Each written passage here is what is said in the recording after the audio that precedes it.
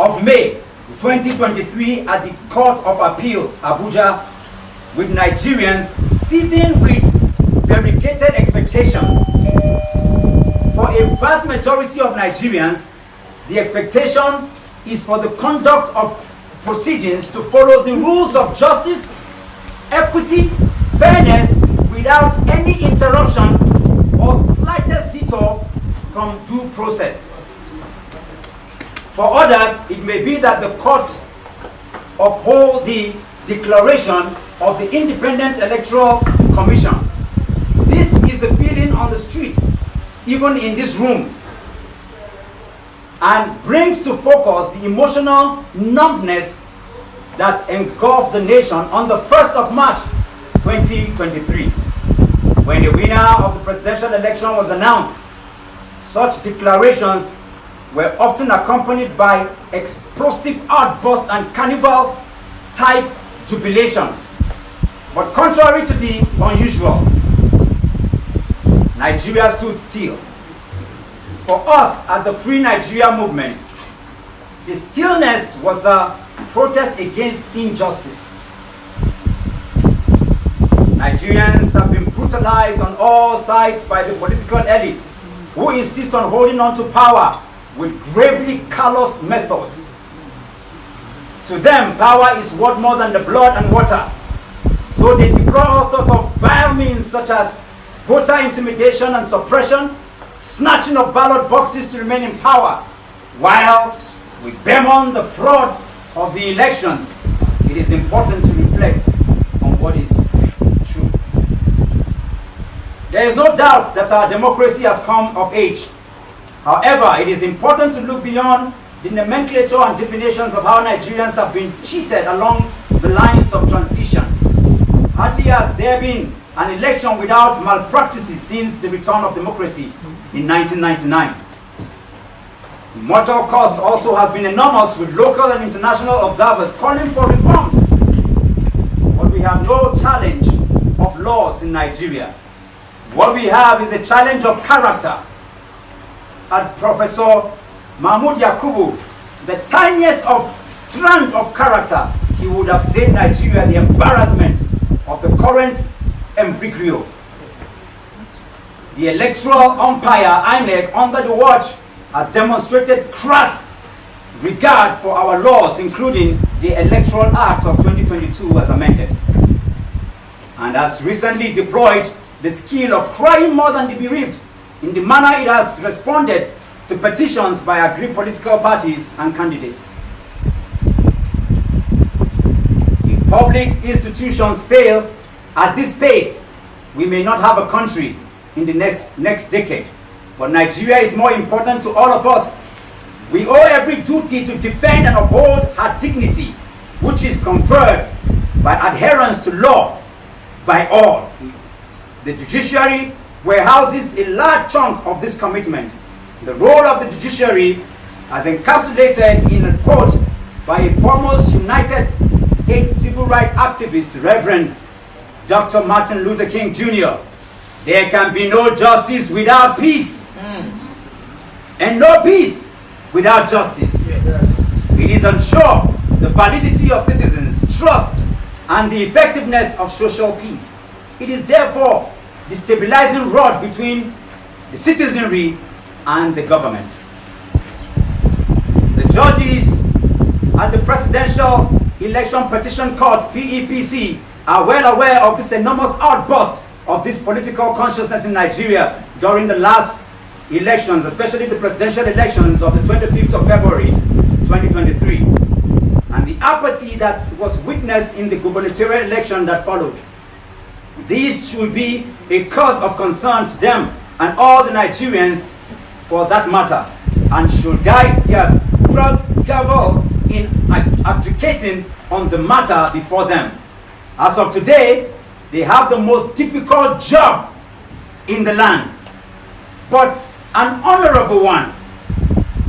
As they listen to petitions, the conscience of Nigeria will be waiting outside the walls of the courtroom with the account it will give posterity to their names.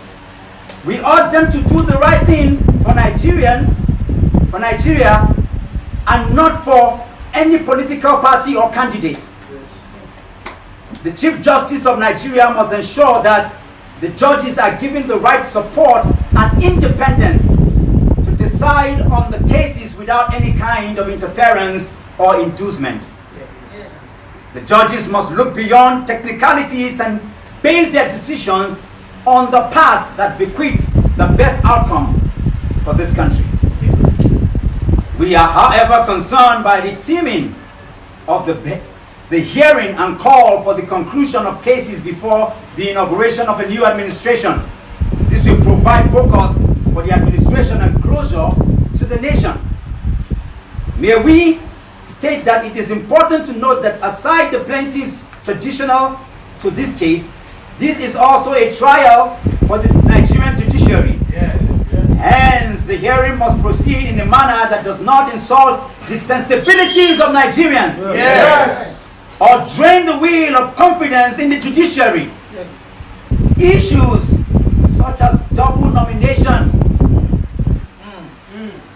by the APC vice presidential candidate Alhaji Kashim Shettima, which contravenes the section 35 of the Electoral Act of 2022 as amended, should be addressed for what they are. An infringement on our laws are not passed off as lacking merit of consideration. Ordinary Nigerians will never be accorded such expediency as absolution. As Alhaji Shettima Kashim has broken the law, let him face the due punishment. In this case, a nullification of candidacy and loss of the president-elect status of the APC candidate. We understand that this case is neither ongoing or has been struck out by the courts. There should be no sacred cows.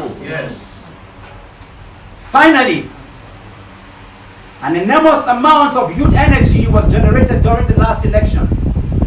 This must not be allowed to be dissipated in anger, distrust, and hopelessness.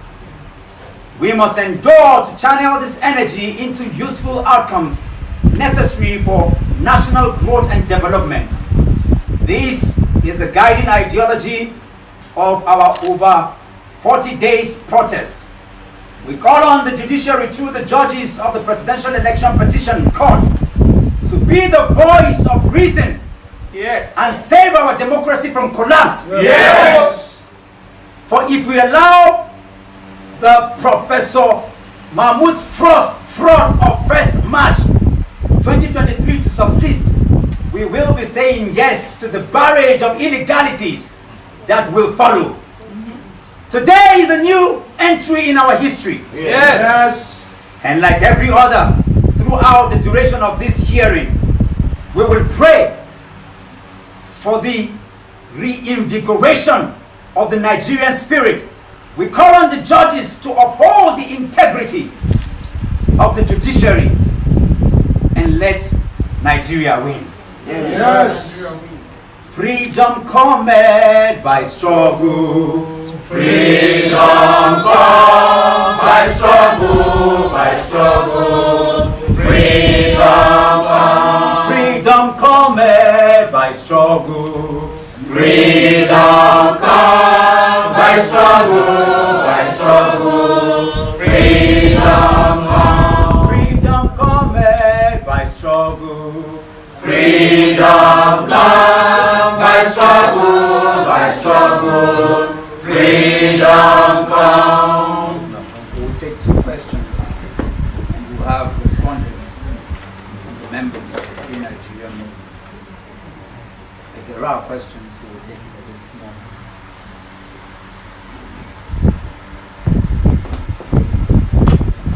In the absence of none, I think we have addressed almost everything that is required in our first statement.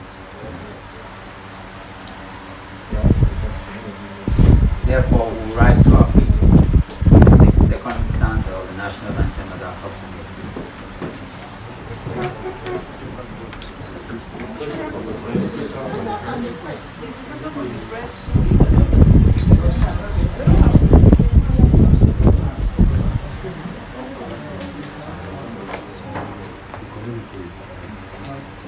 the second stanza of the national anthem of the count of 3. 1, 2, 3.